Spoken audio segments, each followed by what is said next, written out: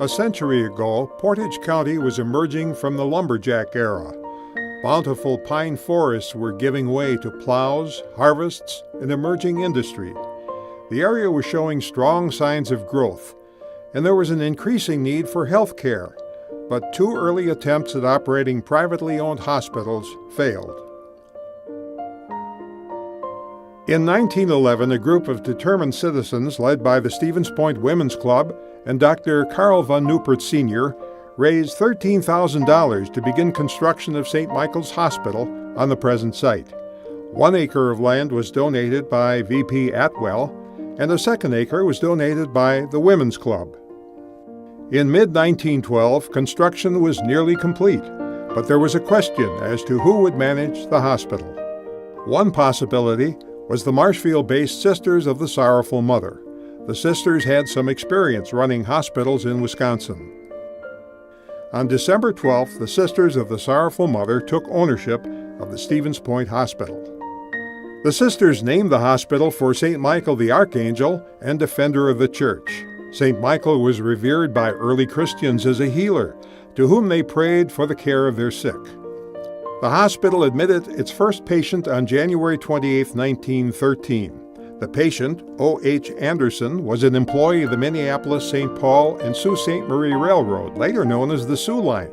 In these early days, the sisters performed most of the duties in the hospital, with the exception of the physician's work.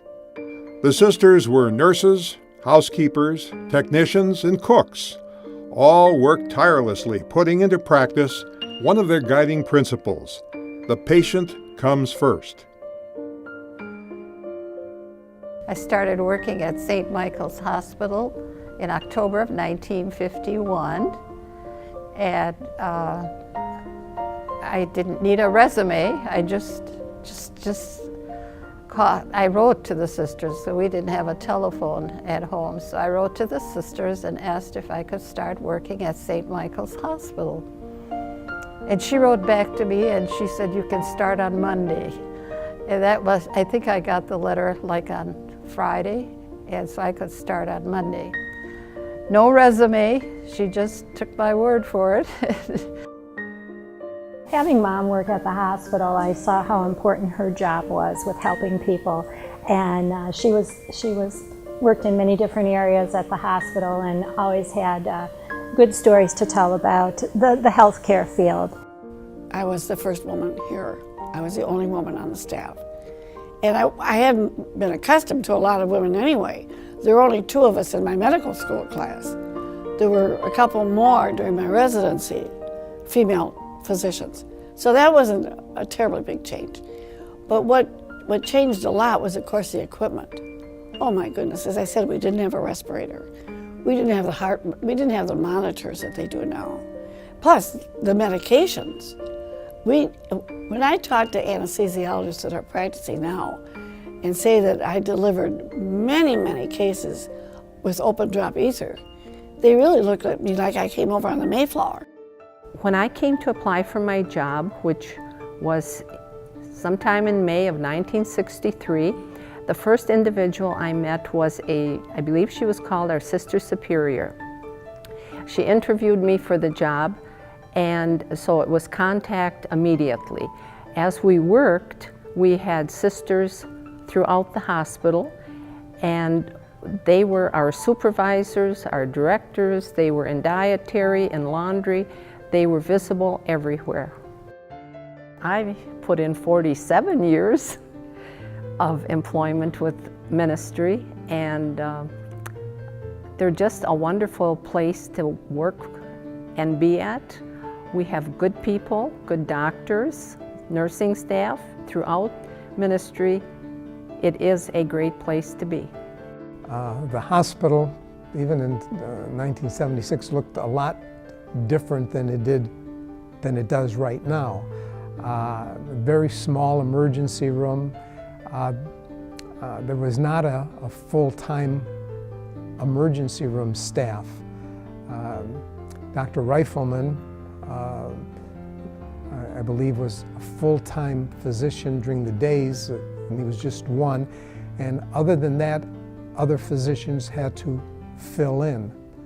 In the beginning, I started on a medical floor in pediatrics, and then I worked up in the obstetric department, working in labor and delivery, postpartum, newborn nursery. I worked in level 2 nursery, which was started by Dr. Lopez and Jan Heikkinen. So I was in the group of nurses that first started the level 2 nursery. I also worked as a nursing supervisor, and I have now worked in the emergency department for the last 27 years. How many changes have there been since 1973? My goodness, that's 40 years, and it seems like the bedside care we give to patients, they always need us, and they need nurses, and they need help, but how we deliver that help is really different. One of the things that is very unique to Ministry St. Michael's Hospital is the long and rich experience and history we've had being part of the Sisters of the Sorrowful Mother. If you go back to the beginning, Sisters provided many of the services in the hospital that today are provided by lay people. We are blessed to have the spirit of the Sisters with us as we continue to carry out the mission of Ministry St. Michael's and Ministry Healthcare. One of the things here at Ministry St. Michael's we're very proud of is the fact that we attempt to put patients first in everything we do. That's really our promise to our patients, and it rolls right out of the history of the Sisters. Having a Catholic base, I think, is very important, and just seeing the scriptures that are on the halls, or seeing some of the glass stained windows that are throughout the hospital, hearing the chimes that the spiritual department is praying for the patients and the staff, it just does make a difference. Every morning, the sisters would bring, there was a 6 o'clock Mass, and right after 6 o'clock, they would come around with communion for the Catholic patients. Ministry St. Michael's has been committed to the community since its beginning, actually. If you think about it, the Sisters came here at the request of citizens in the community to run a hospital that had been just recently opened. Without the Sisters, I think it's fair to say there would not have been a hospital. You know, I think we're very blessed in Stevens Point. I mean, we have overall very high quality group of physicians. When you travel, I'm lucky enough in my role to travel around the country and talk to other groups. And Wisconsin and Minnesota, pretty much anywhere you go, you get really high quality health care. We have world-class health care within this community that many people don't realize, and of course you do realize it when you need it. I mean, we have oncology services, we have advanced radiology services, full-service laboratory, excellent specialties throughout the medical continuum here. So it's just an investment in the community has been constant ever since I've been here. I think that just as the university is vital to the community and to advance education and have a presence about it, and our police and our fire is there for us to provide safety, I think the hospital is a real hub of health and wellness. Hopefully it's wellness and not just sickness. When we think about keeping the patient first in everything that we do, working together as a team, when I started, the hospitals were they were more independent than they are today. And over time, mission and values developed and the promise came about. Our system has become much more aligned, which means we're working much better together as a team.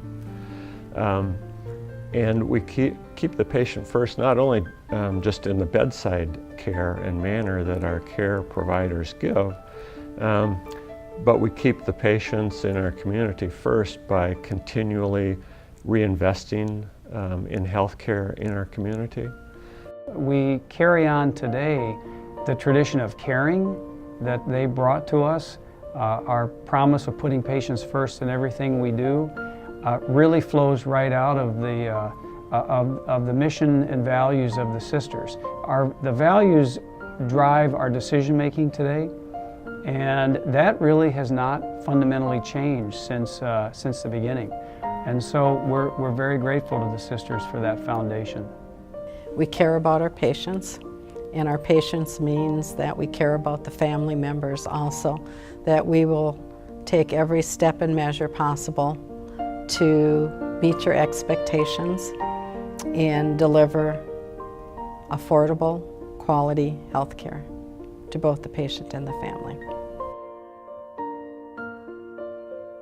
Our mission as a Catholic healthcare system has always been to further the healing ministry of Jesus by continually improving the health and well-being of all people, especially the poor, in the communities we serve. Ministry St. Michael's Hospital continues to grow and expand to meet the needs of the community that helped its creation. Today, other professionals have stepped into the roles of the original sisters. Our hospital and affiliated clinics offer advanced technology and skilled medical providers that meet more than 80% of the local community's healthcare needs. In their 99th year, Ministry St. Michael's Hospital admitted more than 5,000 patients, performed 6,200 ambulatory surgeries, and treated more than 18,000 people in the emergency room. Today, more than 300 credentialed providers in the hospital's medical and allied health staff, along with 800 associates, serve patients on the campus it shares with Ministry Medical Group, a multi-specialty practice offering primary care, obstetrics, pediatrics, ophthalmology, and orthopedics. Well, 2013 for Ministry St. Michael's is a very important year because we celebrated our 100th anniversary in January. And it's not often you get to be part of an organization that celebrates such a milestone. So we're very proud of the fact that we have been part of this community for all those years, and the future looks very bright. We are actually in the process of finalizing our plans to renovate and put an addition onto our emergency department and urgent care department, along with our ambulatory surgery center. We've frankly outgrown our space, and we need to update it with new trauma rooms, more rooms for our urgent care patients, as well as bringing some increased privacy and comfort measures for our patients in our ambulatory surgery center. We're very excited about it. We are in the final stages of getting approvals for the project, so there'll be more to come. Well, St. Michael's is celebrating 100 years this year, and what are my hopes for the next 100?